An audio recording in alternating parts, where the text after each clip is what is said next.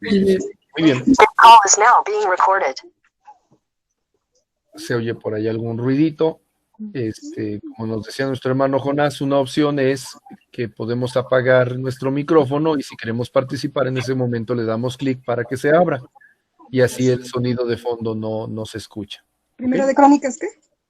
Primera de Crónicas 12:32. ¿Sí?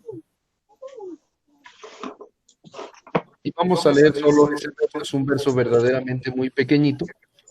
Leámoslo juntos, ¿ya lo tienen? Amén.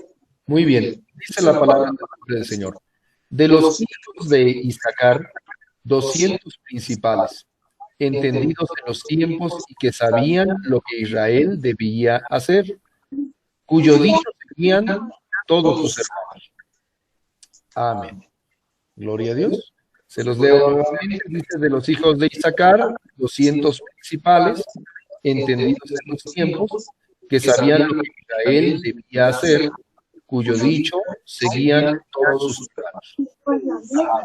Gloria a Dios. Muy bien. Vamos a hacer una pequeña oración. Hermano Jorge Jaramillo, ¿quiere dirigirnos por favor en esta oración? Por favor. Sí, bendito Señor Dios. Muchas gracias, Señor, porque pusiste los medios para que podamos estar reunidos el día de hoy. Te pedimos, te rogamos que permitas que la palabra, tu palabra fluya en esta conversación, para que seas tú el que nos guíe, Señor, en lo que tú quieres para tu iglesia, en lo que tú quieres para todos nosotros, Señor. Manifiéstate en esta conferencia para que podamos ser guía, que tengamos tu guianza, Señor, que tú seas el que dirija y que tome el control de esto, y a los hermanos que a bien quieren conectarse y no han podido, también permite los medios, Señor, y que permite que se pueda manifestar para que se les pueda apoyar o cualquier cosa, Señor, para que todos podamos estar unidos aquí en esta conferencia. Todo esto te lo pedimos en el nombre precioso de tu Hijo Jesucristo. Amén. Amén. Amén. Amén, gloria al Señor. Muy bien. Bueno, pues la semana pasada y la antepasada estuvimos hablando de los 5 solas, ¿recuerdan ustedes?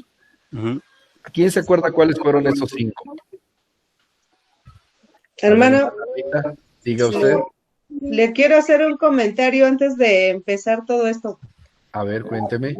Lo que pasa es que cuando usted habla, como Silvia también tiene abierto su micrófono, se oye como hueco. Muy bien, qué bueno. A ver, ya cerró. Ajá, ya cerró sí. el micrófono. ¿Cómo se escucha ahora? Ya se oye bien. No sé si a los demás hermanos se oye igual, pero aquí me doy cuenta que cuando usted habla se mueve también la de Silvia, pero ya sí, también lo escucho muy bien ahora sí. Sí, excelente. Muy bien, sí, así está bien. Bueno, es que así deben de ser las hermanas, ¿verdad? Las esposas, calladitas, silenciosas, detrás de su marido. Gloria a Dios. La hermana Cristi nomás se ríe, mire. Gloria a Dios. Muy bien. Bueno, gracias. Yo le estaba mandando un mensaje, pero no sé si se quiere unir al grupo, ya está ahí, no sé. ¿Quién, perdón? Se cortó la transmisión, dice su mensaje de Yola. De la hermana Yola. Yo como siempre bien igualada, a todos los llamo nada más por su nombre.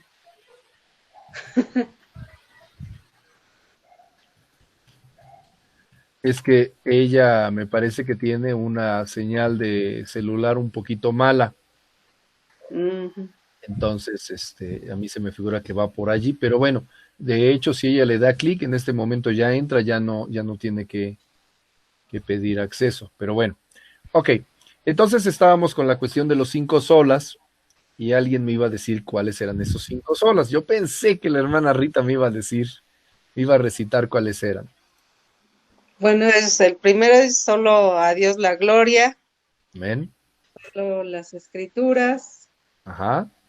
Solo, bueno, los otros ya no me acuerdo si los voy a decir por orden, pero En orden, solo, está bien, está bien. solo gracias, solo Cristo y solo por fe. Amén, No los gloria dije. a Dios. Ya me di cuenta que no. Ah, está bien, está bien. Son esos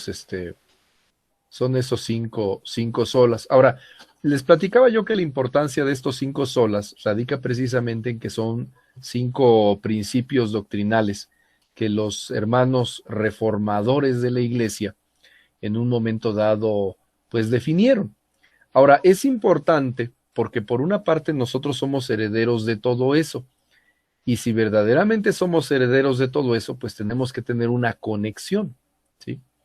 Es algo muy interesante porque miren, nosotros como pueblo cristiano tenemos que entender que Dios no cambia, nosotros sí, pero al estar nosotros como iglesia dentro del plan de Dios, pues se supondría que debemos de ser la misma iglesia que el Señor vino y fundó a través de los apóstoles, ¿sí o no? Entonces, ahí es algo bien interesante porque pareciera, de acuerdo a la forma en la que las congregaciones se manejan hoy en día, que nuestras congregaciones pues cumplen años conforme se fundó el movimiento o la iglesia local. Entonces, imagínense qué curioso, porque en ese caso, pues nuestra iglesia, pues tiene ¿cuántos años? 5, 6, ¿no? ¿Sí? Sí. Y obviamente, pues allí nosotros hacemos fiesta y todo, pero lo que estamos conmemorando es la apertura de nuestras instalaciones, el inicio de nuestro trabajo como iglesia independiente, pero no puede ser independiente del Señor Jesús, ¿sí? Entonces, allí es algo bien importante tratar de entender lo que es la historia de la iglesia. Porque fíjense, en el caso de la iglesia católico romana, ellos dicen, somos la iglesia católica, apostólica y romana. Y cuando ellos dicen que es apostólica, están tratando de asirse, de tomar, de secuestrarse toda la herencia apostólica. Ya cuando uno empieza a revisar sus doctrinas y demás y se encuentra con que pues su supuesto apóstol es el Papa y todo eso, pues ya la verdad es que la cosa pierde sentido, ¿no? Como que ya se les va la onda. Pero tratan de enraizarse en un punto del comienzo de la iglesia para reclamar ellos la herencia de las cosas que el Señor nos tiene a nosotros. ¿Ven? Ahora, por otro lado, hay otras denominaciones o sectas, como los Testigos de Jehová, que hacen así como que un trinquete, vamos a decir, como una chapuza, porque el movimiento de los Testigos de Jehová nace por allá de los años 1800 y tantos en Estados Unidos, ¿sí? Pero, pues como ellos también son acusados de ser una nueva religión, ¿sí? En un momento dado buscan ensartarse en esa línea de toda la historia y ellos reclaman y dicen, en muchas ocasiones, también dependiendo de movimientos, porque también tienen denominaciones, ellos declaran que son herederos de Ario o Arrio, pues aquel que participa en el concilio de Nicea, proponiendo que no hay una Trinidad, ¿sí? Entonces con eso ellos le dan un brinco del año 1800 y tantos hasta el año 100 y tantos que se da el concilio de Nicea, y pues ahora aparentan o quieren aparentar que son como que muy antiguos y que siempre han luchado por la fe, ¿sí? Entonces eso es algo muy interesante de ver, porque en la historia bíblica pues nosotros tenemos una participación activa y tenemos un tiempo. Además de eso, hay otras razones importantes para considerar esto de la historia bíblica, porque la Biblia menciona, ¿sí?, que hay gente que son entendidos de los tiempos. Entonces aquí en el pasaje de Primera de Crónicas nos vamos a encontrar con que cuando el rey David arma a su ejército, de la tribu de Isaacar hay 200 principales, o sea, 200, vamos a llamarle comandantes, cabezas de grupo. Y dice que estos son entendidos en los tiempos y sabían lo que Israel debía hacer. Allí se está refiriendo a la nación entera, ¿sí? Entonces, eso también es muy importante. Denme un segundito, la hermana Yola me está mandando dice, se queda cargando la página, yo creo que es el internet o los datos, le dice la hermana Cristi. Sí, efectivamente debe de ser el internet de la hermana Yola, porque sí abre. Bueno, es parte también de lo que hablábamos la semana pasada, ¿no? Tenemos que buscar tener mejores medios. Entonces, estos hombres entendidos, ¿sí? Son hombres que no están fantaseando, sino que saben exactamente qué es lo que pasó en Israel o qué es lo que va a pasar en Israel, ¿sí? Y es muy necesario que hoy en día también nosotros seamos entendidos de los tiempos. ¿Por qué? Porque cuando nosotros no consideramos esa herencia histórica y la existencia de por sí de una historia, pues de repente empezamos a vivir la vida en una iglesia que tiene un ciclo, ¿sí? Es el de domingo a domingo hacer servicios, llevar a cabo una serie de cuestiones, pero lo que pasa alrededor, como que no lo entendemos, no lo captamos, simplemente estamos allí y pues a querer y no, eso va condenando a nuestras congregaciones y a nuestros movimientos a tener un muy corto alcance, ¿sí? No sé si ustedes se han dado cuenta que las iglesias, las que llamamos independientes, las que no pertenecen a iglesias históricas, en un momento dado, pues estamos como que recomenzando a cada rato. Entonces nosotros conocimos el evangelio en una iglesia que se formó a causa de una división, ¿sí? Estuvimos en esa congregación y cuando el Señor nos llevó a un entendimiento de la palabra, resulta que pues tuvimos algunas discrepancias con otros hermanos, ¿sí? Y una de dos, o nos separamos o nos corrieron. Pero el caso es que ahora nos conformamos en una nueva congregación que comienza de nuevo, que no tiene memoria, decía el hermano Jonás en un comentario, el pueblo que olvida su historia está condenado a repetirla. Pues sí, eso es precisamente lo que está pasando. Y en un instante, pues pasa otro tiempo, admitimos a un ministro que tiene algunas ideas, que es de cierto modo estático, nos lleva durante 3 años, y de repente cuando volvemos a tener una discrepancia porque no existe memoria de lo que el Señor está haciendo en su pueblo, otra vez tenemos que recomenzar, unos aquí y otros allá, ¿sí? Y entonces se dice que la iglesia cristiana sigue el modelo del plato roto, la iglesia evangélica. ¿Cómo es el modelo del plato roto? Bueno, yo creo que a todos ustedes se les ha roto un plato de su vajilla, ¿verdad? Mi hermana Fanny parece que no rompe ni un plato, ¿verdad? Pero es el momento de confesar que sí. Entonces, en un instante, se cae el plato, se estrella en 1000 pedazos, y la verdad es que no se van todos los pedazos de un solo lado, ¿sí? Sería eso bueno, porque así agarra uno y con la escoba del recogedor y rapidito lo levanta, pero no es así. Lo que está sucediendo es que todos los pedazos se van para todos lados sin ningún sentido, sin ninguna proporción, sin ningún orden, y después para poderlos levantar, para poder pues reparar, imagínense que queremos pegar el plato, tenemos cola loca, ¿no? ¿Qué tenemos que hacer? No, hombre, es una búsqueda interminable, porque se separaron radicalmente el uno del otro. Entonces, en la historia bíblica es importante tener memoria. Es importante en nosotros como pueblo del Señor tener un entendimiento de los tiempos, ¿sí? Y saber lo que nuestra nación requiere. En este caso estamos hablando del Antiguo Testamento y es la nación de Israel, las 12 tribus, ¿sí? Estábamos encontrando la hermana Silvia y yo un libro que es precioso, que se llama Y la Biblia tenía razón. Ahorita no me acuerdo el autor, pero bueno, el caso es que encontraron en las tablillas sumerias, imagínense allá, estamos hablando de 5000 años antes de Cristo, ¿sí? Muchos registros, y conforme se van acercando a la época bíblica, resulta que ellos sí registran la existencia de la nación de Israel, pero le llaman los benjaminitas, ¿sí? Y les temen, porque los benjaminitas son gente de guerra y además poco dada a obedecer y al orden. Entonces, es algo bien interesante. Me decía mi esposa, ¿por qué les dicen benjaminitas? Le digo, pues es que es muy sencillo. De la tribu de Benjamín era Saúl, ¿se acuerdan ustedes?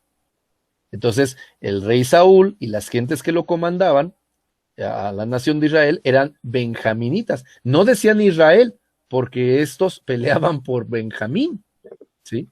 Ya los demás pues venían como que a cuestas del resto de esa tribu. Pero, ¿qué es lo que pasa hoy en día? Lo que pasa hoy en día es que nosotros no nos estamos moviendo como una nación.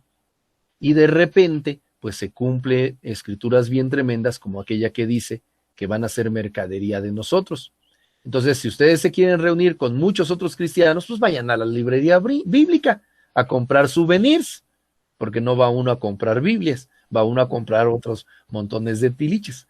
Pero allí nos encontramos todos, tenemos en común que tenemos los evangélicos, la librería Maranata. Eso es lo que tenemos en común, pero la forma del culto, la herencia histórica, los puntos de vista doctrinales, no, discúlpenme, pero eso no lo tenemos en común. Eso lo tienen en común algunos grandes bloques, ¿sí? Que han hecho, vamos a decir, lo que han hecho escuela, ¿sí? Los metodistas, los bautistas, demás. Pero, por ejemplo, ¿en qué se caracteriza el movimiento pentecostés o pentecostal? A ver, ¿quién me puede decir eso? Por favor, nenitas, váyanse para allá. En sus puntos tan emotivos. No pueden salir. Perdón, es que se acaban de bañar y no las quiero dejar salir porque aquí ya saben que se congela uno. Luego las tengo que traer de regreso en un cubo de hielo. Pero bueno, ¿en qué se caracteriza el movimiento pentecostés, mis hermanos? Manifestaciones del Espíritu Santo. Manifestaciones del Espíritu Santo, amén. ¿Qué más? A ver, hermano Sam, ahí es donde saca la lira y ¿qué hay ahí con eso? La alabanza. Avanza. Ajá, es una alabanza. Sí. Sí, es una alabanza como que de cierta parte como que más libertad, ¿no? O sea, sin ningún tipo de restricción en la... Hasta podemos ir hasta emocional, ¿no? También porque pues ahí se mueven también las emociones a través de la música, ¿no? Entonces, es una de las características también que nos decía un pastor que yo conocía, también es característica de los pentecostales que son menos estudiosos y ponen de pretexto al Espíritu Santo, dice. Pues sí puede ser, ¿verdad? Todo lo que no entendemos tiene la culpa el Espíritu Santo y se acabó. Sí. ¿Qué hacen eso? El Espíritu Santo. Exactamente. Entonces, sí son factores que lo caracterizan, ¿no? Sí. Entonces, es algo bien interesante porque lo que caracteriza a los movimientos pentecosteses, pues regularmente es la falta de características específicas en común. O sea, que nos caracterizamos por ser muy diferentes unos de otros, ¿sí? Por no tener una base fundamental abierta, sino que estamos más bien con el pretexto del Espíritu Santo. Entonces, ¿qué pasó? Fue el Espíritu Santo. El Espíritu Santo nos dijo, el Espíritu Santo nos guió el Espíritu Santo nos reveló, pero ya habíamos visto, sola escritura, que la revelación está en las Sagradas Escrituras. ¿Amén? Entonces, fíjense nada más qué cuestión tan curiosa esto de la historia. Entonces, pues ahora, yo quiero tratar con ustedes un tema muy sencillo y muy básico que seguramente ya lo han visto antes, pero tenemos que tomarlo en cuenta porque de allí vamos a empezar a movernos hacia otros temas adicionales, muchos temas adicionales. Miren, esto es la línea del tiempo bíblica e histórica. ¿Cómo es eso? ¿Qué es una línea del tiempo? Bien, permítanme, les voy a compartir un archivo para que lo empecemos a ver y desde luego quien lo está viendo en la computadora pues tiene la ventaja porque lo ve más chévere, ¿no? Muy bien, cualquier cosa ustedes me dicen, si no lo alcanzan a ver, vamos a tratar de revisar de qué manera se puede visualizar mejor, ¿sí? A ver, ahí según yo estoy compartiendo. Están viendo ustedes una tabla del programa que se llama Excel. Pero bien, ahora, ahí les va cómo va esto de la línea del tiempo. El tiempo lo vamos a simbolizar con una línea, vamos a ponerle un colorcito, ¿sí? Y el tiempo es un concepto que se puede considerar como infinito porque pues no hay un principio definido ni un final definido. Pero nosotros creemos que el principio y el fin es el Señor nuestro Dios. Amén. Amén. Ahora, en ese tiempo, a como lo cuenta el ser humano, se divide en dos grandes bloques, que sería antes de Cristo, ¿sí? Y después de Cristo. ¿Qué tenemos en medio? Bueno, le guste o no le guste al ser humano, justo en medio tenemos un año que se conoce como año cero y que marca el nacimiento del Señor Jesús, ¿sí? Ese es el particular de ese año cero, es el nacimiento del Señor Jesús. Perdón. Ahora, eso hace que tradicionalmente contemos los años como antes de Cristo y después de Cristo. En ese sentido, nosotros fácilmente podemos identificar que el año en el que nosotros vivimos acá, pues es el año 2020, pero ya nadie dice el año 2020 después de Cristo, simplemente vivimos en el año 2020, ¿ok? Y ha venido desde luego una corriente antirreligiosa que ya no le llama antes de Cristo o después de Cristo, sino le llaman antes de nuestra era y después de nuestra era. ¿Ok? ¿Hasta ahí vamos bien? Yo creo que sí, nadie ha dicho nada. Gloria a Dios. Muy bien. Ahora, la cosa está en que para nosotros los cristianos nos tiene que quedar muy claro que precisamente en esta misma distribución que están considerando la gente del mundo, pues también nosotros vivimos, ¿sí? Y de hecho nuestra Biblia también se apega a este sistema de la línea del tiempo, porque antes de nuestra era o antes de Cristo tenemos el Antiguo Testamento, ¿vale? Y el Nuevo Testamento pues está del lado de nuestra era, o sea, del año cero para acá. ¿Cuándo comenzó el Nuevo Testamento? Bueno, pues precisamente el Nuevo Testamento, la redacción, vamos a decirlo, comienza con el nacimiento del Señor Jesús. Y proféticamente se va hasta el final de los tiempos, con Apocalipsis, ¿sí?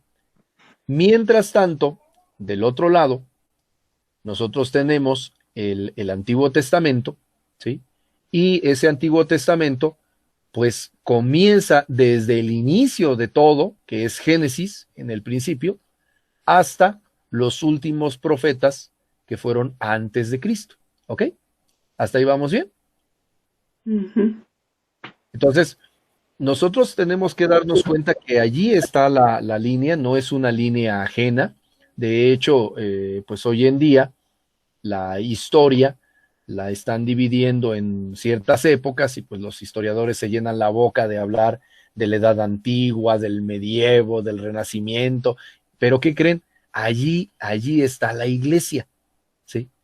Allí está la iglesia y más, incluso antes de la iglesia, ahí está el grupo de los creyentes en el Señor. Porque nosotros podemos decir, bueno, ¿desde cuándo existe la iglesia? Bueno, pues la iglesia existe desde que la fundó el Señor, ¿sí? No la nuestra, no nuestra iglesia, no la iglesia del pastor fulano o mengano, no, sino la iglesia del Señor Jesucristo. La iglesia del Señor Jesucristo comienza en algún momento del tiempo de su predicación, ¿sí? Y continúa hasta el tiempo del rapto, ¿ok? Entonces, pues realmente el tiempo de la iglesia es bastante largo. Aquí la cosa es si nosotros somos parte de esa iglesia que ha caminado con el Señor desde el principio, o solamente somos un grupo de aparecidos que de repente surgimos, pues porque nos fundó un líder de un movimiento, ¿no? Entonces, uno de los primeros problemas de perspectiva que tiene la iglesia cristiana es que está dividida por sus líderes, ¿sí? Entonces, hay un fundador de la iglesia metodista, y un fundador de la iglesia luterana, y un fundador de la iglesia menonita, y así nos podemos ir yendo, ¿sí? Pero yo creo que es un error que nosotros de repente ocupamos, y díganme si ustedes han quedado exentos de ello, que de repente decimos, yo voy a la iglesia del hermano fulano, o yo voy a la iglesia del hermano sutano. ¿Les ha pasado eso? Pues sí, se ha oído mucho, se oye mucho. Se oye mucho, ¿no? Pero lo que pasa es eso, que estamos recortando la visión al pequeño tiempo, que pues sí puede ser bastante, ¿no? Puede ser quizás 100 años, esta congregación ya tiene 100 años, gloria a Cristo, porque ya tiene 100 años, pero ese particular movimiento chiquito, esa familia, ¿sí? Falta que sean los mismos, porque a veces las entradas y salidas de ovejas son algo tremendo, ¿sí? Los pastores no están muy bien entrenados en inventarios, ¿no? Porque pues sí saben cuántos entran, pero no se dan cuenta cuántos salen. Entonces, en un instante, pues estamos tomando un tiempo parcial, ¿ok? Pero la iglesia ha estado allí. Y así como nosotros podemos tener el tiempo de la iglesia, podemos tener otro tiempo anterior que es más grande, ¿sí?, que el tiempo mismo de la iglesia, y le vamos a llamar el tiempo de los hombres, ¿sí? Uy, está mal escrito esto. El tiempo de los hombres le han creído a Dios. ¿Sí? ¡Wow! ¿Cuál es ese tiempo de los hombres que le han creído a Dios? Es todo el tiempo. Desde Adán hasta el último hombre que reciba a Cristo Jesús, ¿sí?, en el filo de los tiempos, ¿sí? ¿Por qué? Bueno, porque antes de Cristo no había una iglesia propiamente cristiana, había gente judía, ¿sí? Pero antes del judaísmo como tal, que acuérdense que el reino de Israel se divide en dos, pues son los hebreos, ¿sí?, los hijos de Abraham. Pero paralelo a Abraham nos encontramos de gente misteriosa, a veces contraria, a veces a favor, que también creen en el Señor, como Melquisedec, o como Balaam, o como Yetro. ¿Sí? Entonces, ellos no son judíos, ni tampoco son hebreos. Sin embargo, sí están allí, y hay que tomarlos en cuenta. ¿En qué tiempo? Pues en el tiempo de los hombres que le han creído a Dios. Ahí es donde encontramos a un Noé que le creyó a Dios y pues él fue salvo junto con su familia, ¿sí? Ahí es donde encontramos a un Adán, seguramente discipulando a sus dos hijos, tanto que presentaban sacrificio al Señor. Entonces, allí va una pequeña reflexión, mis hermanos, que nosotros hoy en día nos llamamos a nosotros mismos cristianos por nuestro Señor Jesús, que es el Cristo, ¿sí? Y la gente pues más o menos entiende, o no tanto, pero ahí está el concepto de cristiano, de cristianismo. Pero ahí viene la cuestión, que si nuestro movimiento no se llamara cristianismo, pues tendría que tener un nombre mucho más largo, porque desde siempre ha habido hombres que han buscado y han servido al Señor, ¿ok? Pero bueno, ahora, esto que yo les estoy presentando es vamos a decirlo, en la razón histórica de la ciencia que el hombre ha llamado historia. Pero viene una primera pregunta. ¿Qué panorama nos presenta la Biblia al respecto de la historia del hombre? ¿Sí? ¿Qué panorama nos presenta la Biblia al respecto de la historia del hombre? Y allí nosotros vamos a encontrar dos enormes bloques de conocimiento bíblico que son los que tenemos que tratar de entender un poquito más y que vamos a empezar a abordar. El primero de ellos es la estatua de Nabucodonosor. Nabucodonosor. Híjole, qué problema, ¿no? Decir ese nombre, pero bueno, yo me imagino que sus papás repetían el nombre a día y noche con tal de decirle bien a su hijo, ¿no? Nabucodonosor. Bien. Y el otro es el mensaje a las 7 iglesias en el Apocalipsis. ¿Hasta ahí vamos bien? ¿Han leído ustedes esos pasajes de la Escritura, mis hermanos? Sí. Gloria a Dios. Muy bien. Levante la mano si alguno ya se durmió o se aburrió, por favor. Dice la hermana Rita, yo ya empecé a bostezar. Bueno, no se preocupen, vamos a tener un tiempo para café. Lamentablemente, pues cada quien va a tener que ir por su propio café porque no hay manera de pasarlo por internet. A mí ya me van a traer en un rato. ¿Verdad? Gloria a Dios. Muy bien, pero ahí está, ¿no? Ahora, la cuestión está en que en un instante, cuando nosotros empezamos a hablar de estos pasajes bíblicos, pues sí tenemos que ser entendidos de los tiempos, porque hay que saber en qué tiempo nos tocó vivir. Acuérdense que en las prédicas dominicales yo les he hecho esa puntuación, ese señalamiento, en donde les digo que tenemos 3 bloques, ¿se acuerdan? El bloque antes de la ley, el bloque de la ley y el bloque de la gracia. Y es importante por una razón, porque cada uno de ellos tiene sus propias características, sus propias manifestaciones de Dios para con nosotros, y no deberíamos mezclarlo uno de otro, porque si no en una de esas nos metemos en un problemón, ¿sí?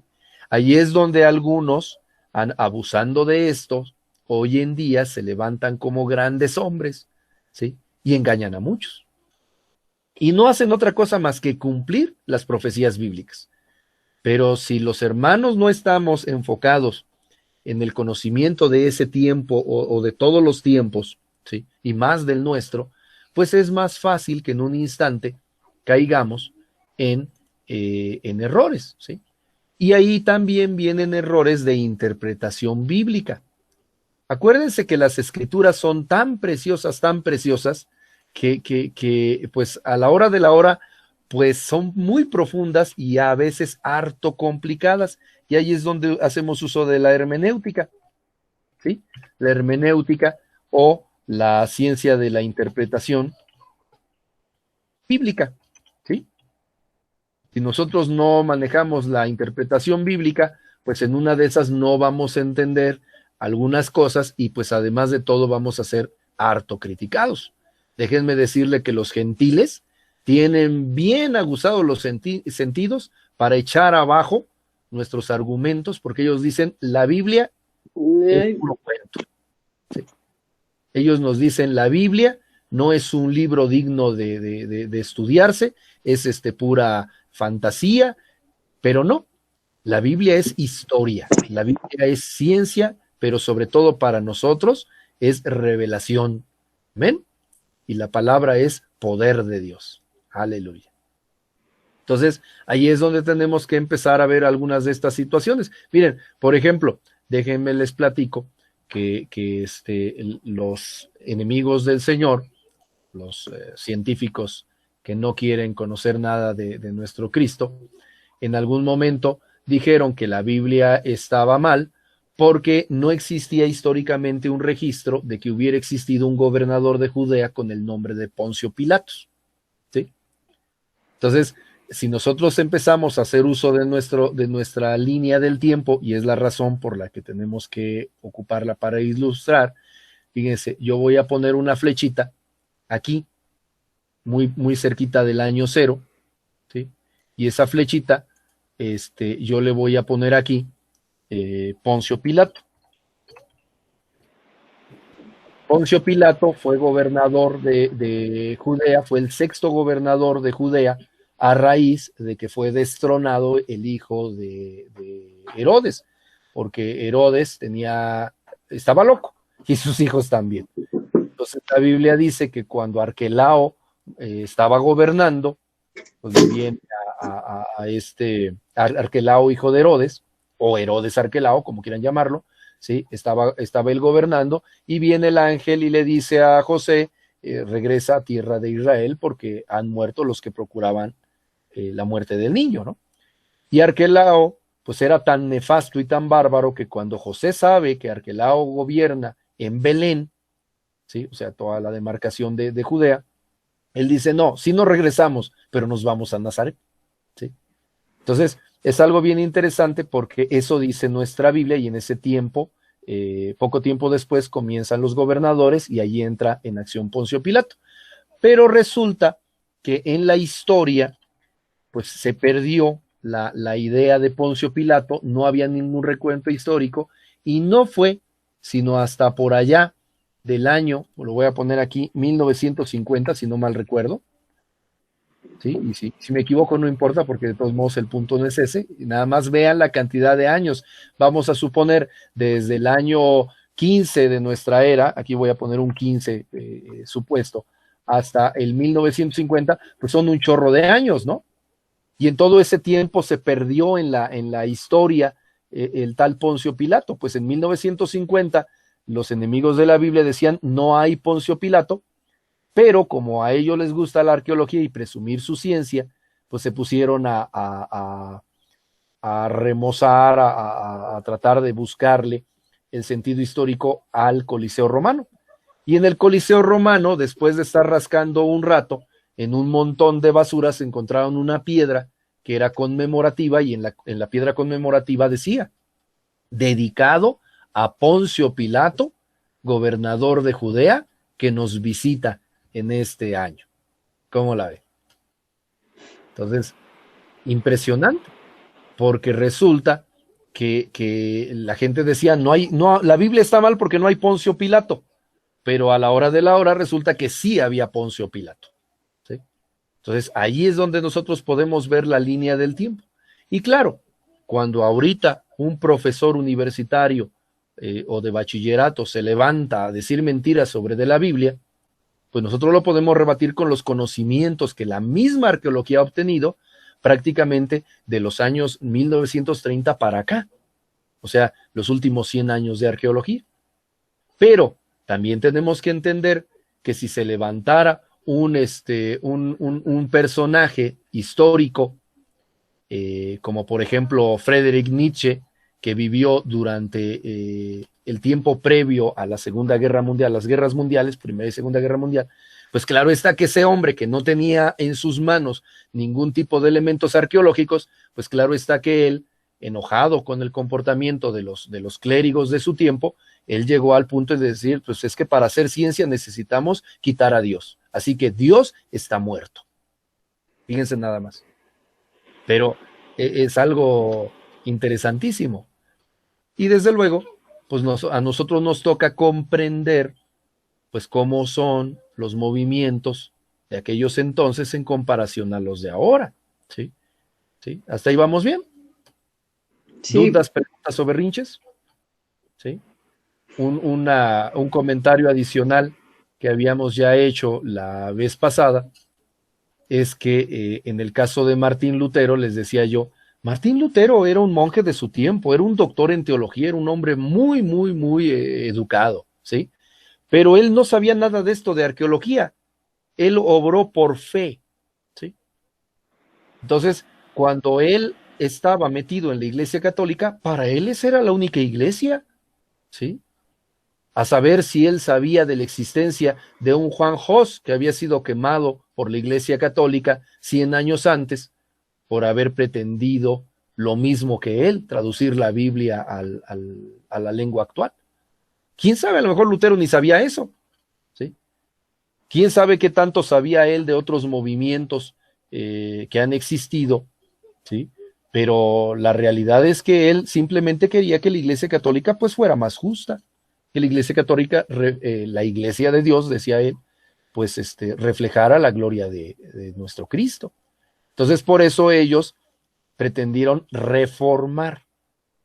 Y hay una cosa bien interesante, porque en estricta teoría, Martín Lutero nació y murió católico, ¿sí? Y él no hizo nada para salir de ella, más bien lo sacaron, no lo aguantaron al hermano Lutero y le echaron para afuera, ¿no? Hasta lo quisieron matar, pero la realidad es que en aquellos momentos pues todo era Iglesia Católica, así que si nosotros vemos que los hermanos tradicionalistas no brincan ni cantan como nosotros, pues tenemos que comprender que la visión que ellos tienen acerca de la Iglesia, pues es muy al estilo de la Reforma, donde pues sí, hicieron reformas fabulosas, pero no las suficientes como para llegar hasta los cambios que nosotros hemos logrado como iglesias o como movimientos. ¿Ok? ¿Hasta ahí vamos bien, mis hermanos? Comentarios, Sí. por favor, para que sepa yo que siguen allí. ¿Sí? Es lo bonito de que ahorita sí puedo ver sus rostros y saber qué cara tienen, ¿verdad? Ya el que bostece, pues ni modo, debe un café, pero ahora que regresemos, gloria a Dios. Aleluya. Muy bien. Bueno, ahora vamos a avanzar con esto y nos vamos a meter a la cuestión de la estatua, ¿no? Yo hice un recorte aquí, ya me traje mis recursos, y aquí tengo a la estatua de Nabucodonosor. Ustedes la pueden ver, ¿sí? Pero bueno, antes de presentarles la pura estatua, ¿qué les parece si hacemos la lectura de este pasaje, sí? Por favor, vámonos a Daniel capítulo 2. Gloria a Cristo, amén, aleluya. Bueno, ¿qué dice la historia bíblica? Vamos a recordarlo para no leer todo el capítulo, pero nos dice que Nabucodonosor, que era el rey de Babilonia, él tiene un sueño y en ese sueño él ve a esta estatua, una estatua enorme, gloriosa, impresionante, pero que está hecha de diferentes materiales, ¿sí? Y él se inquieta y corre con los sabios de su tiempo, que son los magos, ¿sí? Los astrólogos, todas estas gentes que consultan las estrellas y hacían suertes parecidas a la adivinación, y entre ellos está Daniel, pero como Daniel comenzaba, vamos a decir, pues no lo llamaron, y el resultado es que quedan tan mal los magos del rey que los manda a matar a todos. Entonces, cuando saben esto, los que sí han creído en nuestro Dios, pues consultan a ese nuestro Dios, hacen ayuno, y entonces es cuando Daniel va y habla con Nabucodonosor. ¿Amén? Vamos a leer a partir del verso 24, ¿ya lo tienen? Daniel 2:24. Sí. Bien, dice, después de esto fue Daniel a Arioc, al cual el rey había puesto para matar a los sabios de Babilonia, y le dijo así: no mates a los sabios de Babilonia, llévame a la presencia del rey y yo le mostraré la interpretación. Entonces Arioc llevó prontamente a Daniel ante el rey y le dijo: he hallado un varón de los deportados de Judá, el cual dará al rey la interpretación. Respondió el rey, dijo a Daniel, al cual llamaban Belsasar: ¿podrás tú hacerme conocer el sueño que vi y su interpretación?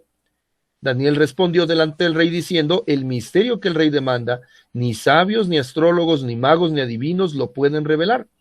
Pero hay un Dios en los cielos, el cual revela los misterios, y él ha hecho saber al rey Nabucodonosor lo que ha de acontecer en los postreros días.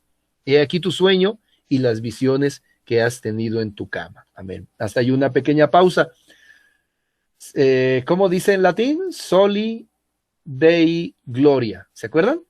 Solo Sí. a Dios la gloria. Daniel no era reformador, él no estaba en el tiempo de la iglesia, pero él sabía que primero había que glorificar el nombre del Señor. Amén. Entonces, él hace esto y yo creo que nosotros tenemos que hacerlo también y reconocer que todo conocimiento y toda interpretación viene de él. Y dice a partir del verso 29, estando tú, oh rey, en tu cama, te vinieron pensamientos por saber lo que había de ser en lo porvenir, y el que revela los misterios te mostró lo que ha de ser. Y a mí me ha sido revelado este misterio, no porque en mí haya más sabiduría que en todos los vivientes, sino para que se dé a conocer al rey la interpretación y para que entiendas los pensamientos de tu corazón. Tú, oh rey, veías, y he aquí una gran imagen, esta imagen que era muy grande y cuya gloria era muy sublime, estaba en pie delante de ti y su aspecto era terrible. La cabeza de esta imagen era de oro fino, su pecho y sus brazos de plata, su vientre y sus muslos de bronce, sus piernas de hierro, sus pies en parte de hierro y en parte de barro cocido. Estabas mirando hasta que una piedra fue cortada, no con mano, e hirió a la imagen en sus pies de hierro y de barro cocido y la desmenuzó. Entonces fueron desmenuzados también el hierro, el barro cocido, el bronce, la plata y el oro, y fueron como tamo de las eras del verano, y se los llevó el viento sin que de ellos quedara rastro alguno. Mas la piedra que hirió a la imagen fue hecha un gran monte que llenó toda la tierra. Este es el sueño, también la interpretación de él diremos en presencia del rey.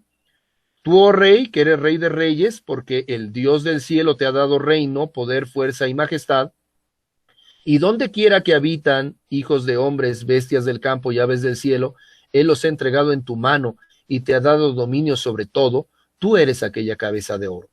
Y después de ti se levantará otro reino inferior al tuyo, y luego un tercer reino de bronce, el cual dominará sobre toda la tierra. El cuarto reino será fuerte como hierro, y como el hierro desmenuza y rompe todas las cosas, desmenuzará y quebrantará todo.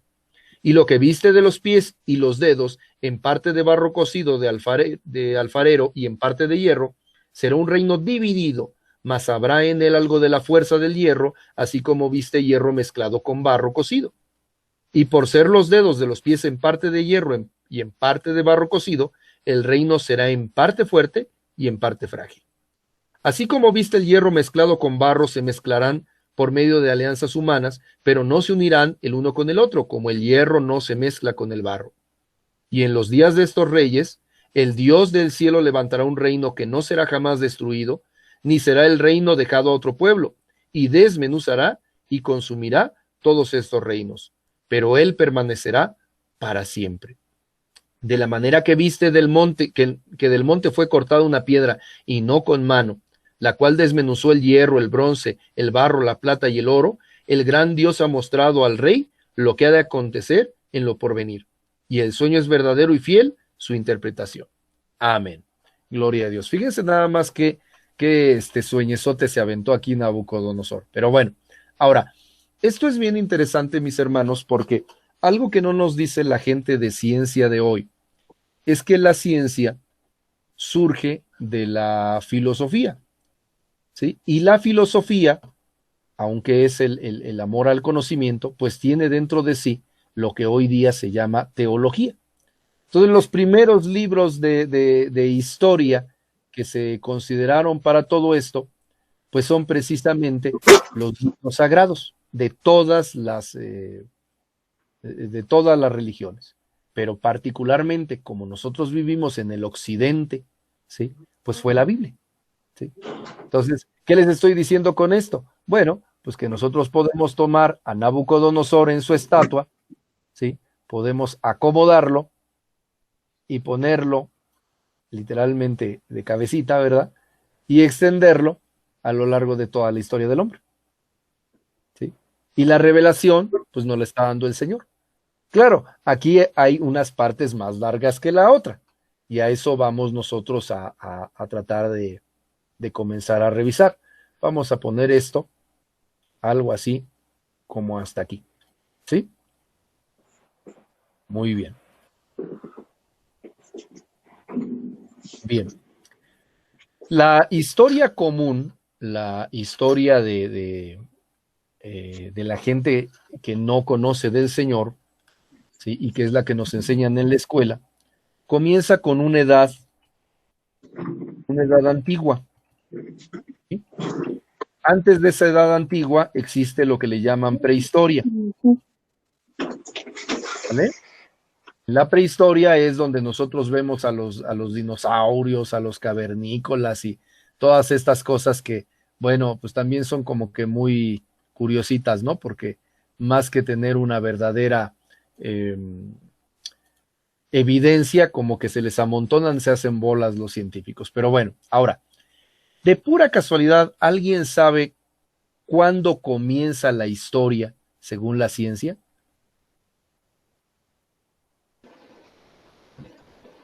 A ver. Comienza cuando se inventa la escritura cuneiforme con los fenicios. Bien, cuando se inventa la escritura. Así es.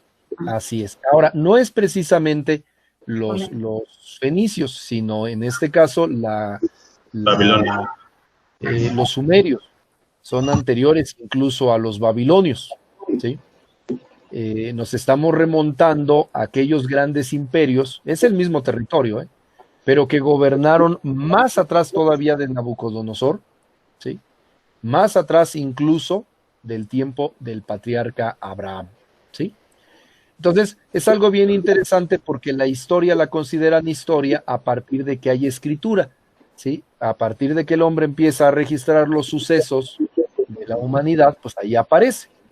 Pero ahí siempre nos vamos a dar de topes con los científicos por una razón, porque resulta que hay ocasiones en las que nos damos cuenta con que hay grupos humanos pues que viven en la prehistoria aún en los tiempos actuales, ¿sí? ¿Cuántos de ustedes vieron la película esa que se llama Los dioses deben de estar locos? Hay en internet, así que les voy a buscar un vínculo, es una película cómica, pero nos habla de un grupo africano que son los bosquimanos, y este grupo vive verdaderamente como en el tiempo de las cavernas. No hacen ellos casas, no tienen riquezas, no comercian como el resto, y lo más curioso es que a 20 kilómetros está una grande ciudad enorme en África, ¿sí? Entonces, pues vamos a decir que en aquel lugar la historia no ha comenzado, y sin embargo acá de este lado la historia ya es muy vieja. Entonces también es muy relativo ahí el conocimiento del hombre, porque a la hora de la hora, pues la historia y la prehistoria llegan a puntos en donde no podemos pues asegurar una fecha exacta, ¿no? Pero bueno, miren ustedes, resulta que Babilonia, la Babilonia que nosotros leemos en la Biblia, comienza en el año 609 aproximadamente hasta el 539 de la era antigua, antes de Cristo, ¿sí? Entonces, pues ya con eso, esta estatua, pues no es tan larga como uno quisiera, porque resulta que Nabucodonosor es el tercer hombre en la dinastía de los reyes de Babilonia, ¿sí? Antes de eso, pues estuvo su abuelo y su padre, y después él deja a su hijo, ¿sí? Y bueno, pero en el año 609 que comienza el esplendor de este reinado. Antes de eso, pues tenemos nosotros, igual que la gente que no conoce del Señor, tenemos un montón de datos, pero que no tienen precisamente una forma de fecharse, ¿sí? Entonces, en la Edad Antigua, pues vamos a tener nosotros a Sumeria, vamos a tener nosotros a los fenicios, vamos a tener nosotros a los babilonios, y van a surgir intermitentemente algunos nombres como Nimrod, una ciudad que lleva el nombre de aquel que levanta la Torre de Babel, ¿se acuerdan? ¿Sí? Y nombres también como Taré, o como ahorita se me olvidó, ¿cómo se llamaba el hermano de Abraham? Nacor, ¿sí? Entonces, hay una cuestión ahí muy interesante, porque todos esos nombres que aparecen en la Biblia, resulta que sí son reales, y que están allí las crónicas históricas, ahora sí históricas, de los sumerios, para señalar que existieron. Entonces, cuando Nabucodonosor llega al poder, ya estamos en plena historia, así que ahí está, la Biblia es historia, ¿ok?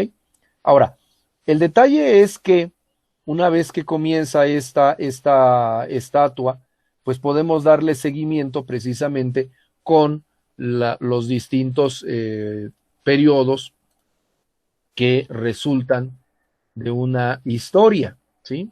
En este caso es la historia del hombre. Los pechos y brazos de plata es el imperio medo-persa, ¿sí? Y es un imperio hecho a base de dos reinos porque es la alianza de los medos y los persas.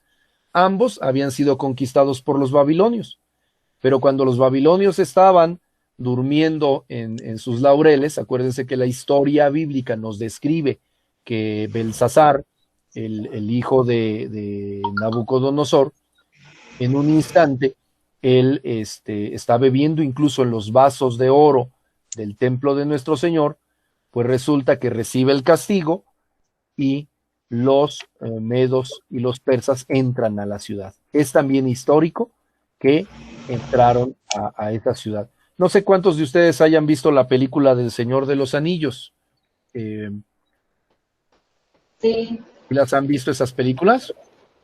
Son sí, como sí, que de sí. larga duración. Hay una escena que a mí me llamó mucho la atención la primera vez que la vi, porque resulta que en esa escena los malos entran a la fortaleza a través de un ducto, de un canal de irrigación, de un río que pasa por debajo del muro. Pues, ¿qué creen? Que fue precisamente la forma en la que tomaron Babilonia. Históricamente, los medos y los persas se reunieron a las afueras, sitiaron la ciudad y el rey estaba quitado del pendiente porque los muros eran muy grandes, pero localizaron una entrada de irrigación, ¿sí? Forzaron la entrada y por ahí se metieron. Así que mientras estaban ebrios y en plena celebración, los tomaron a todos prisioneros. Fíjense nada más, eso es historia. Y eso pasó, ¿sí? En este imperio que comienza del 539 al 331 antes de nuestra era. Bien. Ahora, después de eso viene el vientre y muslos de bronce, que es el imperio de Carlomagno, ¿sí? Claro, no vivió Carlomagno del 331 al 168, él solamente lo comienza, pero cuando Carlomagno comienza este reino, ellos dominan toda la tierra conocida, ¿sí? Y finalmente la dividen en 4 distintos reinos, ¿sí? Uno de ellos... Alejandro, ¿Perdón? Alejandro el Magno. Alejandro, ¿no? ¿Quién dije, perdón? No, Carlos. Carlos. Dije Carlos, perdón. No tenía 2 nombres y yo no sabía.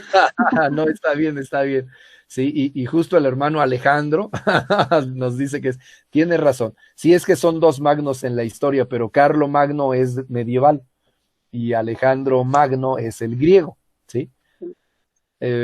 Bueno, en fin, pero qué bueno, gracias mi hermano que me lo corrige. Entonces, Alejandro Magno, él comienza esta dinastía vamos a llamarle de bronce, y es el tiempo en el que los griegos gobiernan.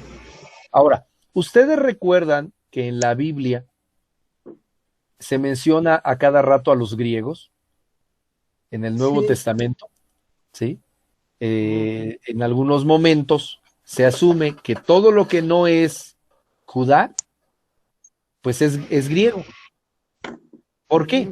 Porque aún los romanos están gobernando sobre del territorio que los griegos conquistaron, ¿sí?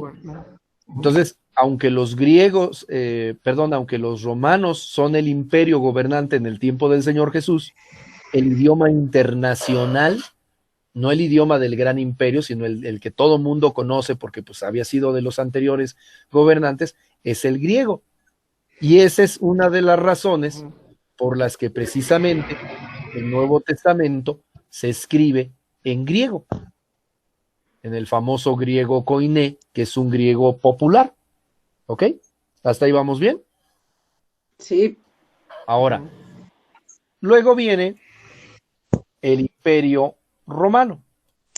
El Imperio Romano son las piernas de hierro y dura más o menos de 168 antes de Cristo hasta el 476 después de Cristo, de nuestra era. Ahora, ahí es muy interesante esto porque es un reino muy largo, en realidad, y se mezcla, ¿sí? Al final con otras tantas cosas, ¿sí? Y ahí es donde entran los pies de hierro y barro, ¿sí? Este tiempo de los pies de hierro y barro, de acuerdo a la Biblia, lo podemos considerar desde la caída del imperio formal, del imperio romano, hasta el tiempo justo antes de la venida del Señor, ¿sí? Y desde luego, todas estas etapas son muy interesantes de revisar, pero cabe destacar que nuestro Señor nació cuando el imperio romano estaba en vigencia, ¿ok? Y pues justo cuando Martín Lutero está levantando las 95 tesis, pues todavía, de alguna manera, Roma sigue teniendo influencia, ya no a través del imperio, de un emperador, aunque todavía había emperador romano en ese tiempo. Acuérdense que Carlos V era el emperador, ¿sí? Pero en Roma, quien radica y quien manda, pues es ahora el Papa. Y entonces, para nosotros los cristianos, vamos a decirlo de esta manera, la parte más sustanciosa de la historia, la que más estudiamos o deberíamos de procurar estudiar, pues es precisamente la historia en el tiempo de la iglesia, la rayita que les marqué aquí abajo, ¿sí? Entonces, se darán cuenta que a pesar de que la revelación que Daniel le interpreta a Nabucodonosor es muy antigua, todavía alcanza a la iglesia, ¿sí? Y bueno, pues allí creo que sería bueno hacer una pausa. Hasta allí, mis hermanos, ¿dudas, preguntas o berrinches? No. ¿Todo bien? No, sí, quería decir. Sí. ¿Tienen ganas de irse por un café o algo por el estilo? Les pregunto en serio para saber si hacemos una pausa, no hacemos una pausa, nos seguimos derecho, o qué hacemos. Pues, Quien diga la mayoría. Que diga la mayoría, dice. Sí. que siga. Le seguimos. Muy bien, le seguimos entonces, muy bien. Ok, ahora, esto que yo les estoy compartiendo acerca de la historia, nos es muy, muy útil a todos. Ahí va otra vez, ahí va, cargando la presentación, ahí está.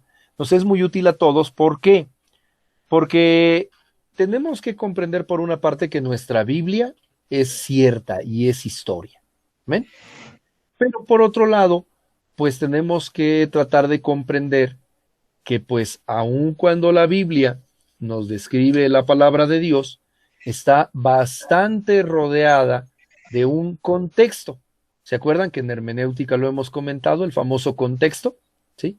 Y ese contexto pues se refiere a todas las tradiciones, a las usanzas, a las leyes que mandaban en el tiempo en el que se escribió la Biblia. ¿Ok? Ahora, nuestras Biblias, ¿sí? El Nuevo Testamento, se escribió en un lapso de tiempo verdaderamente chiquititito. Déjenme, vamos a poner un poquito más abajo a este Nabucodonosor. Y ahora vamos nosotros a poner, vamos también a quitar a Poncio Pilato y vamos a poner aquí otras flechitas. Nuestras Biblias como tales se debieron de haber escrito prácticamente, vamos a fechar el inicio a la ascensión de nuestro Señor, ¿sí? Y hasta más o menos el año 90 de nuestra era. O sea, estamos diciendo que es del 33 al 90 después de Cristo, ¿sí? Ahí se escribe el Nuevo Testamento, ¿sí? Por eso pongo aquí dos flechitas y eso simbolizaría desde y hasta, ¿ok? Ahora, esto es muy importante, ¿por qué? Porque cada vez que nosotros leamos la Biblia y no entendamos algo, francamente lo que tenemos que tratar de estudiar es un poquito de historia y antropología, para que así nosotros podamos en un momento dado comprender más del texto, ¿sí? ¿Se acuerdan que el domingo hablamos de la mujer que le ungió los pies al Señor Jesucristo? Sí. ¿Se acuerdan de ese pasaje?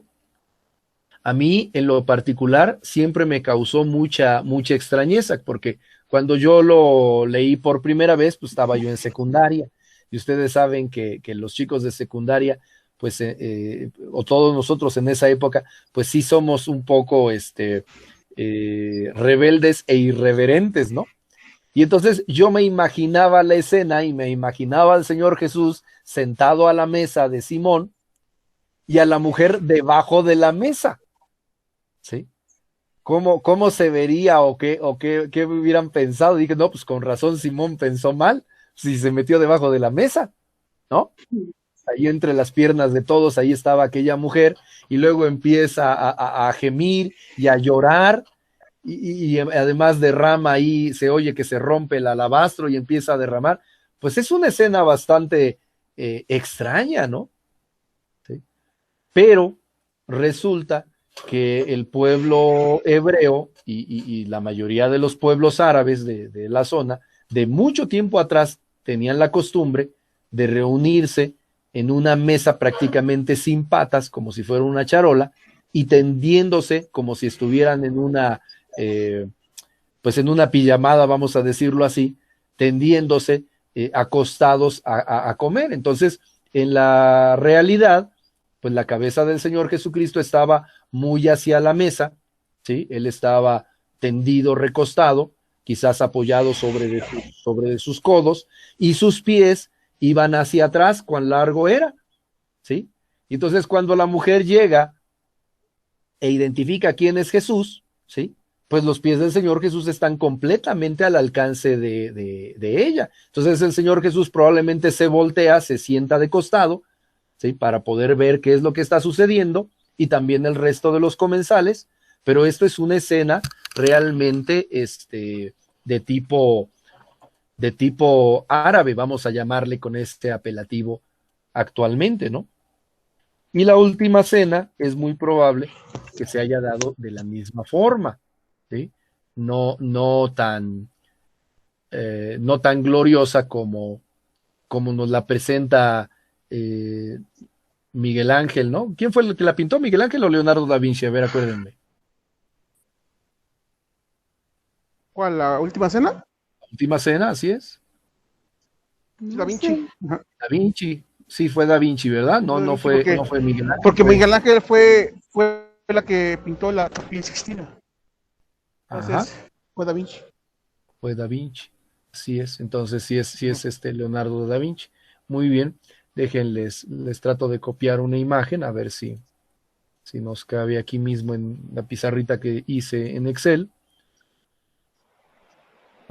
Ahí está.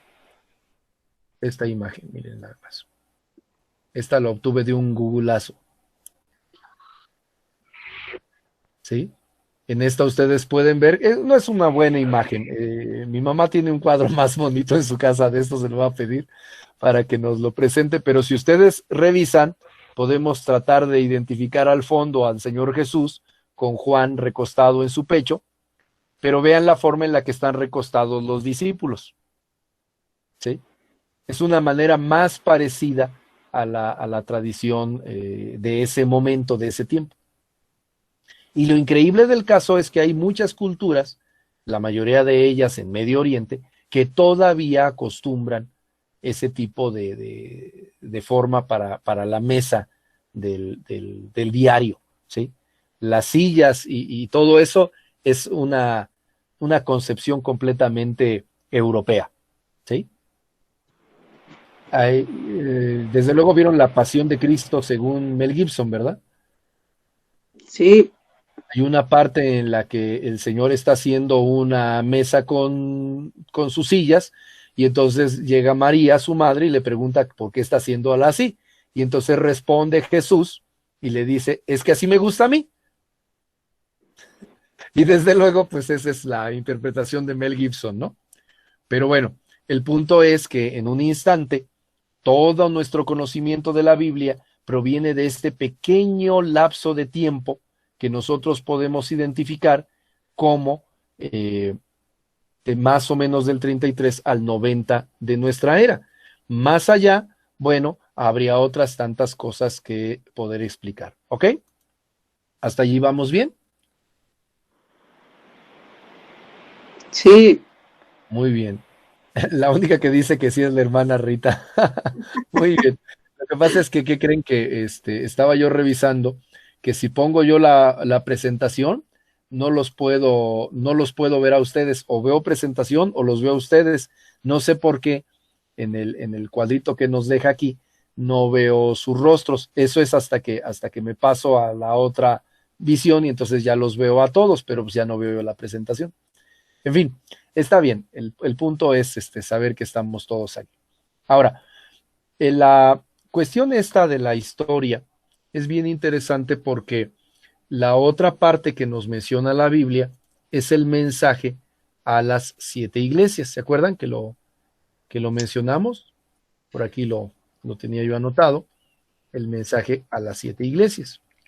De acuerdo a lo que se ha podido concluir, a la interpretación que se le da, ese mensaje a las 7 iglesias es consecutivo y corresponde a cada uno de los periodos de la historia que la iglesia va a pasar desde su nacimiento hasta el tiempo del fin. ¿Sí? Ahora, ese mensaje de las 7 iglesias lo encontramos en Apocalipsis. Yo creo que ustedes ya lo han leído, ¿verdad? Sí. Sí, pastor. Gloria a Dios. Y ese mensaje, ahí en Apocalipsis, se va a encimar también con la visión de la estatua. ¿Sí? Entonces, si gustan, vámonos por favor a Apocalipsis.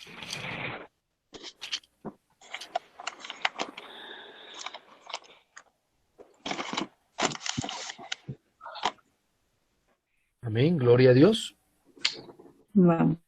Vámonos por favor aquí a Apocalipsis capítulo 1, en el verso 20, el último del capítulo. ¿Quién me lo lee, por favor? El misterio de las 7 estrellas que has visto en mi diestra y de los 7 candeleros de oro. Las 7 estrellas son los ángeles de las 7 iglesias, y los 7 candeleros que has visto son las 7 iglesias. Amén, gloria a Dios. Entonces, es un misterio y pues francamente, la cuestión es que como todo misterio, pues tenemos que hacer mucho uso de oración, de conocimiento bíblico y extrabíblico para poderlo interpretar. Pero básicamente nosotros tenemos a 7 iglesias. Tenemos a Éfeso, a Esmirna, a Pérgamo, a Tiátira, a Sardis, a Filadelfia y a la Odisea. Y es una revelación muy chiquita, muy compacta, porque nos cabe en el capítulo 2 y en el capítulo 3 de nuestras Biblias, en Apocalipsis, ¿ok? Apocalipsis 2 y 3, ahí está el mensaje de las 7 iglesias. Ahora, ese mensaje es un mensaje en donde, si lo vemos desde el punto de vista histórico, cada iglesia va a representar un tiempo, ¿sí? Entonces, por supuesto, nosotros vamos a encontrar que la primera iglesia es Éfeso, ¿sí?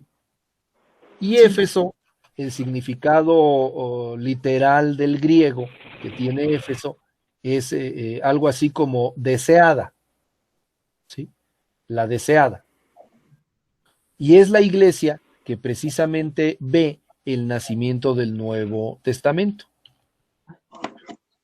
El tiempo de Éfeso coincide con el tiempo del Nuevo Testamento y coincide con el tiempo apostólico. Si le podemos poner un sobrenombre, sería tiempo apostólico. ¿Sí? Y allí comienza la cuestión interesante. ¿Por qué? Porque el tiempo apostólico es un tiempo en donde están los apóstoles.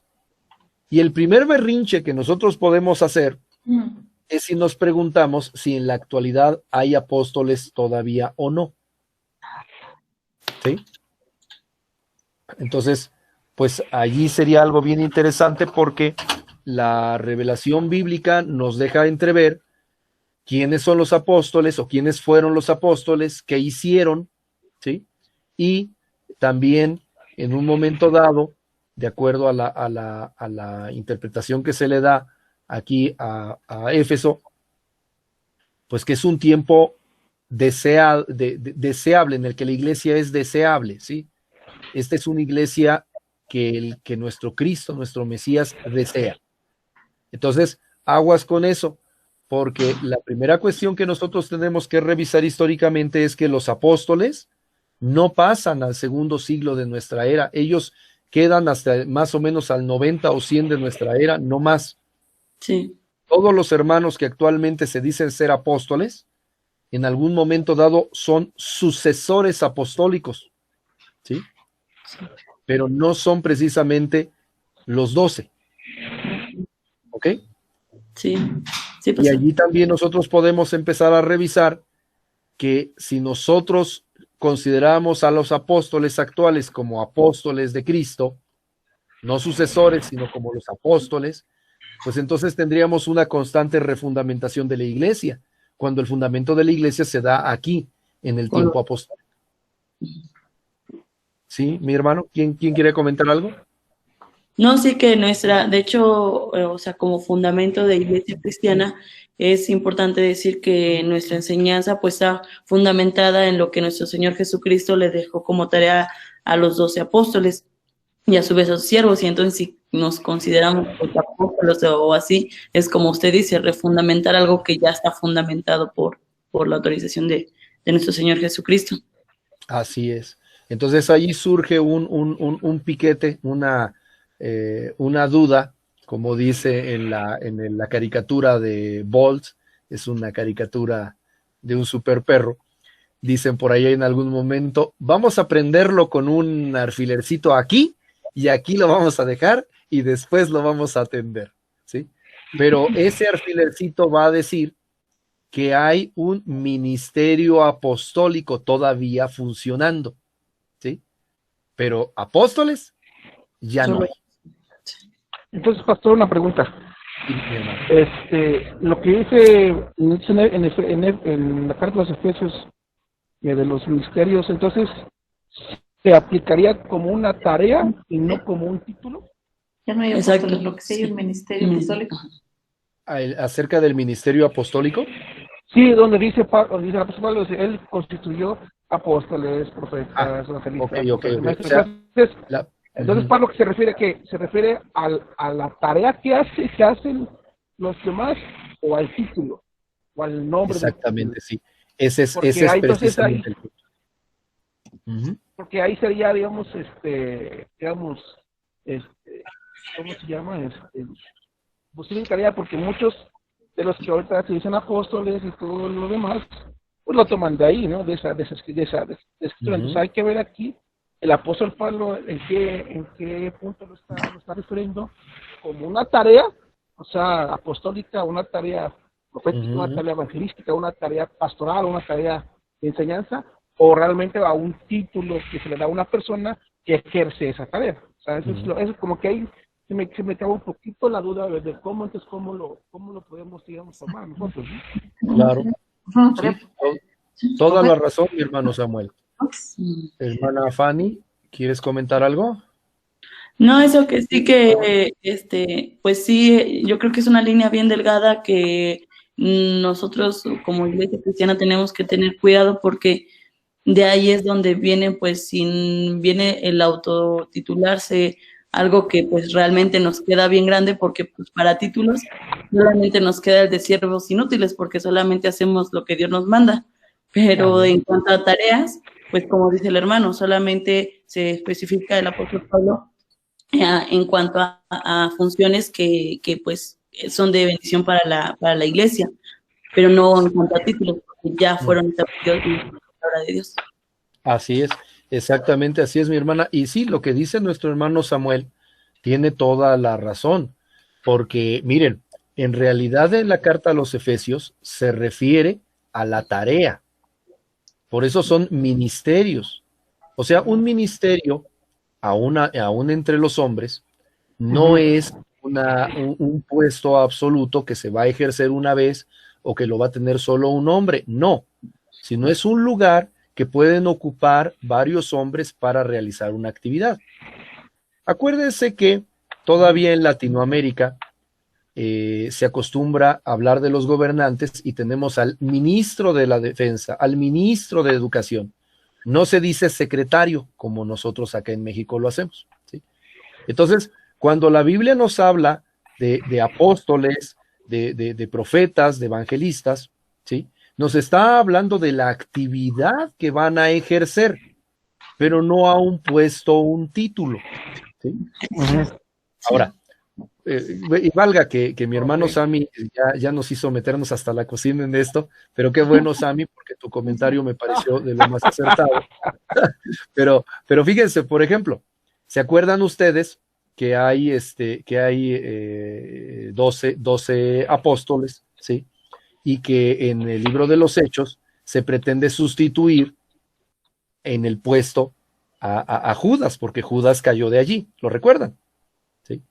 Y nosotros vamos a encontrar de una manera muy franca que pues habían sido varios hombres los que podían calificar para ocupar el puesto, pero creemos que la decisión le correspondía a nuestro Señor a través del Espíritu Santo. Entonces en un instante nos encontramos a Pedro y al resto de los apóstoles, ¿sí?, viendo a ver a quién incorporaban para agregarlo, cuando por otro lado el Espíritu Santo está señalando al apóstol Pablo, ¿sí? Y a pesar de que hay muchas escrituras apócrifas, porque acuérdense que ha salido que el Evangelio de María Magdalena, que el Evangelio de Judas Iscariote, bueno, ahora resulta que todo el mundo escribió un evangelio, ¿verdad? Pero a pesar de la cantidad de escritos apócrifos que hay, en ninguna parte existe un testimonio de que haya habido más que 12 apóstoles, ¿sí? Entonces, ahí es algo bien interesante. ¿Por qué? Porque en un instante, la idea de que ahora resulta que hay un nuevo apóstol, ¿sí?, corresponde más bien hasta nuestro tiempo. Es un brinco del año 90 de nuestra era hasta los 1970 quizás, o 1960, donde bajo el movimiento pentecostés actual del siglo XX, y ojo que ya estamos en el XXI, ¿sí?, aparecen los autodenominados apóstoles, porque ni siquiera el mismo Papa se autonombraba apóstol, ¿sí? Él es el vicario de Cristo, ¿sí?, heredero del apostolado de Pedro, ¿sí?, pero así que le digan que él es el apóstol, tampoco se ocupaba. Entonces es algo bien interesante que nosotros tenemos que revisar, y también pretendo que tomemos un tiempo más explícito para ver este punto, donde nos va a brincar este dato, ¿sí? Porque ya después de los apóstoles, de nuestro tiempo del siglo XX al XXI, pues vienen también la cuestión de las coberturas, ¿sí? Y entonces habría que revisar si la palabra cobertura corresponde al Antiguo Testamento, o sea, del año 0 hacia atrás, o corresponde al tiempo de la iglesia. Y otra vez empezamos a tener que revisar si lo que estamos hablando, por mejor que nos parezca, en un instante corresponde al tiempo que estamos viviendo, o es porque alguien simplemente se le brincó, vamos a decirlo en una forma muy popular, ¿no? Como que no entendió y se le brincaron los tiempos, ¿sí? Y no comprende una diferencia entre un Antiguo Testamento y un Nuevo Testamento, o un tiempo entre la iglesia apostólica y después, posteriormente, la iglesia entrada dentro del Imperio Romano, que es la iglesia imperial, ¿sí? Es diferente, pero ahí tendríamos nosotros que revisarlo más juiciosamente, ¿ok? ¿Hasta allí vamos bien? Sí. Muy bien. Ahora, así como este cuadrito que yo les estoy presentando, para la materia que doy en la universidad, me hice de este otro cuadrito. Este cuadrito lo que representa es la historia común, porque pues estamos estudiando historia del pensamiento humano. Y resulta que en la historia del pensamiento humano, bueno, desde luego consideramos la prehistoria. Yo como buen cristiano, diría yo, eso ya es mucho aseverar, pero les enseño también la historia bíblica a mis alumnos en lo posible. Y como hay testimonio geológico de que hubo un diluvio universal, pues yo se los marqué aquí. En algún punto de la prehistoria hay 3 metros de lodo enterrados en cualquier parte del mundo, y es innegable que entre un tiempo en el que el hombre existió, ¿sí? y ahora, vamos a decir, vuelve a existir, hubo un momento en el que todo desapareció a través del agua. Y es un testimonio geológico, ni siquiera histórico porque nadie lo vivió, pero los sumerios tienen tablillas que hablan acerca del diluvio. Obviamente el héroe no se llama Noé, ¿verdad? Ellos tienen su propio nombre, ahorita se me olvidó cómo se llama, o Napishtim, ¿sí? Y también los chinos y también los griegos, o sea, la idea del diluvio es universal. Pero bueno, si nosotros tomamos este esquemita de la historia universal, ¿sí?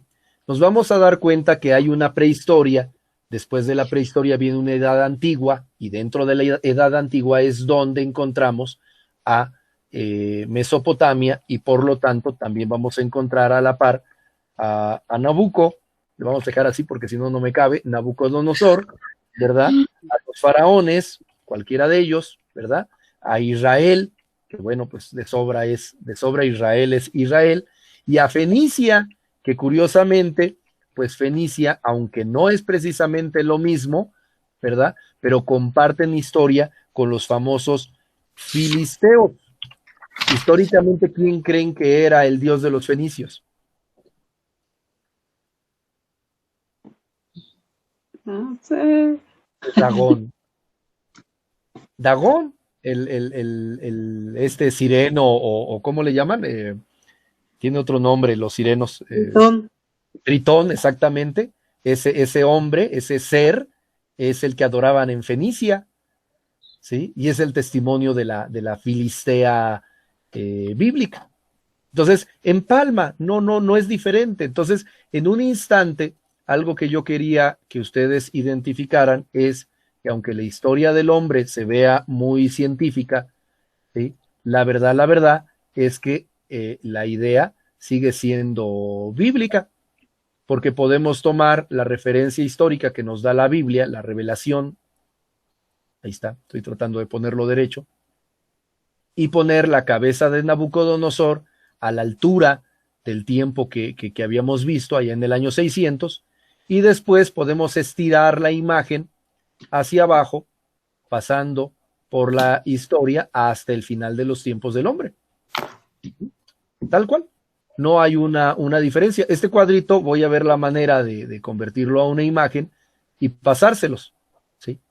Pero nos deja ver también una cuestión muy interesante. La historia de la iglesia comienza con lo que le llaman históricamente cristianismo primitivo, así le llaman, cristianismo primitivo, ¿sí? Y de allí se sigue pasando por la iglesia imperial, también es una época que los historiadores reconocen, la iglesia medieval, ¿sí? Luego la iglesia del tiempo de la Reforma, o iglesia reformada, ¿sí? Hasta llegar a la iglesia contemporánea, que es la que ubica a la iglesia católica en el Vaticano y a nosotros desparramados por toda la tierra, ¿sí? Pero es exactamente lo mismo. Entonces, se pone buena las clases de la materia que doy en la universidad, porque a mis alumnos no les permito el ateísmo. No les permito el ateísmo porque, aunque los científicos argumentan que los grandes pensadores eran ateos, pues nos encontramos con que Agustín de Hipona, Anselmo de Canterbury, Tomás de Aquino, William de Ockham, Erasmo de Rotterdam y hasta Maquiavelo, todos eran creyentes en Dios. ¿Cómo la ven? Galileo era judío. Ajá, Galileo judío. Tomás Moro, acá lo tengo hasta abajo en el tiempo de la Reforma, él era protestante, ¿sí? También Y Newton, ¿no? También bueno, eso. ¿mandé? Creo que también Newton, ¿no? Era creyente. Newton era judío. Era Newton judío, era ¿no? judío, sí, y así hay un montón de estos señores. El mismo Albert Einstein, no sé, también judío. Sí, aún, y eso ya estamos hablando de este tiempo Ya, actual. más para acá. Ya, Sí, ya, más para mire, acá, sí. ya está acá abajo en azul, en los pensadores tengo a Marx, que se supone era de ascendencia judía, a Nietzsche, que les digo que él decía que Dios había muerto, ¿verdad?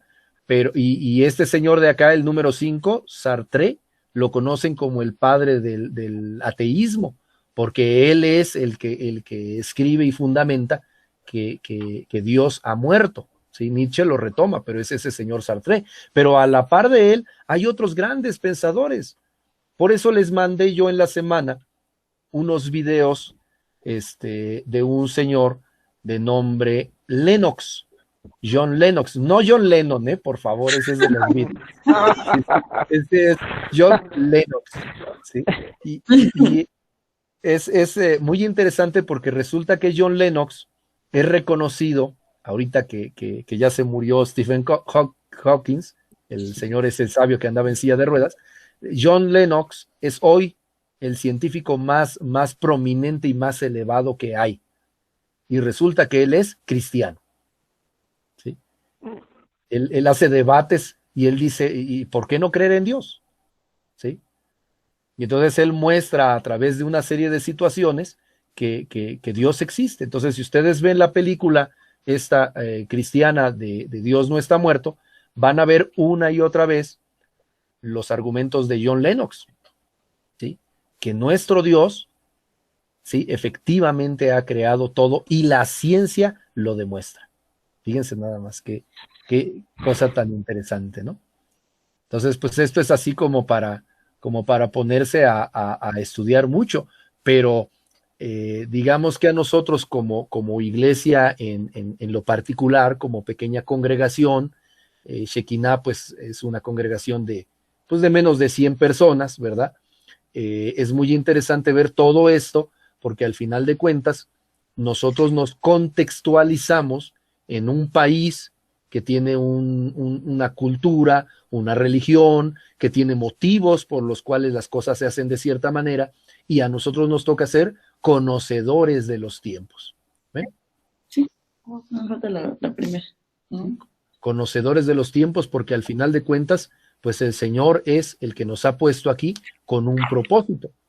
Y nuestras doctrinas, pues tienen que estar al tanto de todo esto, porque déjenme decirles que en México, por ejemplo, pues la tradición católica existe, aún sin que exista el catolicismo. O sea, hoy en día la gente, aunque se diga atea, anda cargando una tradición católica. ¿Sí? Nosotros, cristianos evangélicos, a veces somos más católicos de lo que pensamos. Por eso celebramos Semana Santa en la fecha que nos prescriben, ¿sí? Y por eso todavía de repente tenemos algunas modas, como por ejemplo la organización de la iglesia, ya les he hablado de eso, teníamos un párroco sacerdote, ahora tenemos un pastor, pero el modelo bíblico que el Señor establece entre el 33 y el 90 de nuestra era, en los años apostólicos, ¿sí? No corresponde.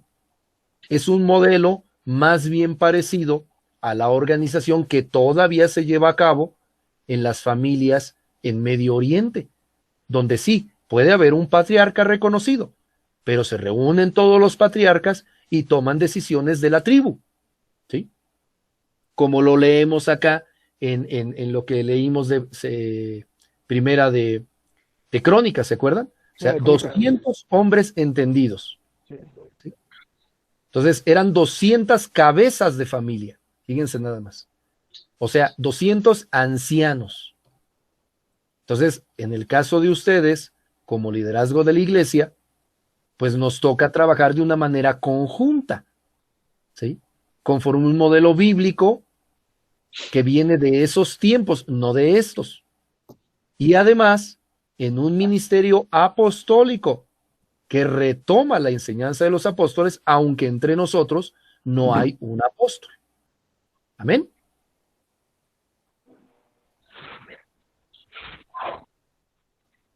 Amén.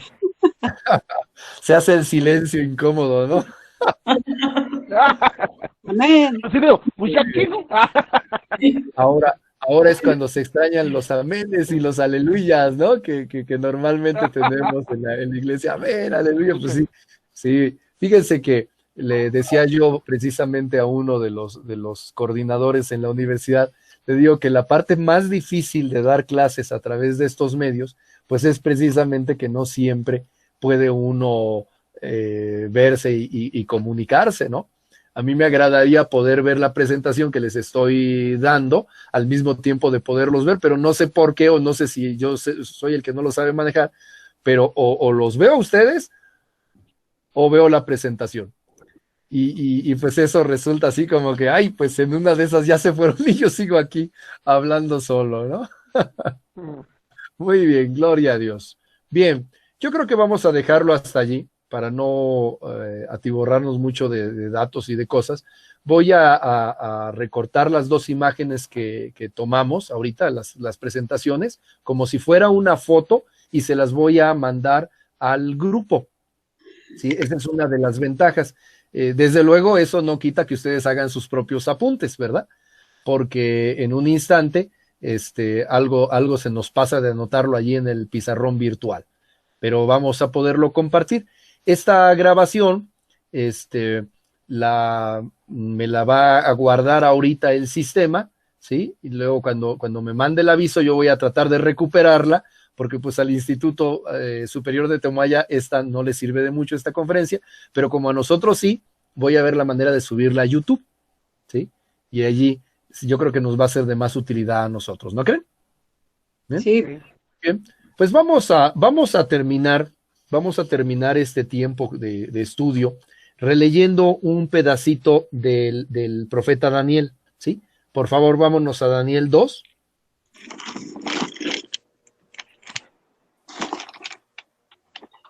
Gloria a Dios.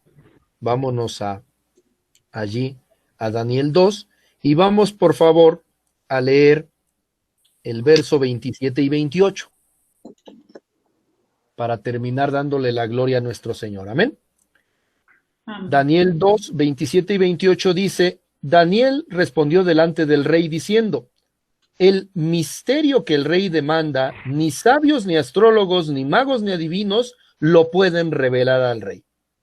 Pero hay un Dios en los cielos, el cual revela los misterios, y él ha hecho saber al rey Nabucodonosor lo que ha de acontecer en los postreros días. He aquí tu sueño y las visiones que has tenido en tu cama. Amén.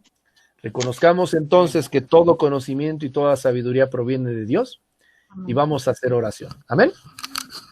Padre Santo, en el nombre de Jesús, en esta hora te damos muchas gracias, Señor, porque tú nos tienes reunidos a través de este medio, nos tienes estudiando, y hoy, Padre, lo que hemos estado revisando, lo que hemos estado estudiando, depende de ti, de tu revelación.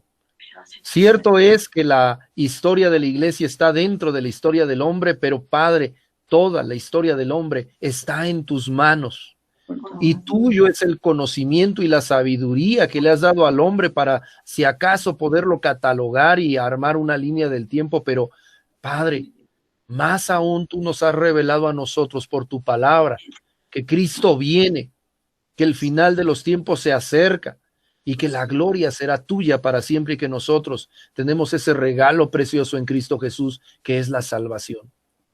Permite, Señor, con el poder tuyo, Señor, con la obra del Espíritu Santo en nuestras vidas, en el nombre de Jesús, que seamos capaces de comprender y recordar un tanto todo lo que hemos hablado, todo lo que hemos visto, y que poco a poco, conforme tú nos vas dando oportunidad, vayamos aprendiendo un poquito más, para que nosotros seamos como esos 200 hombres de los que habla tu palabra en el Antiguo Testamento, que seamos entendidos de los tiempos, pero también de lo que necesita tu nación, la nación cristiana, particularmente la que esté en México, a la que nos has puesto a ministrar en distintos lugares y en distintas maneras.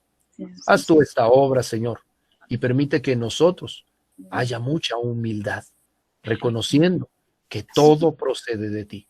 Gracias, Señor. Te bendecimos así en el nombre de Jesús y te pedimos que todo esto sea de mucha bendición para el resto de nuestros hermanos. En el nombre de Jesús de Nazaret. Amén. Amén. Amén. Gloria al nombre del Señor. Bendito sea el nombre del Señor. Amén.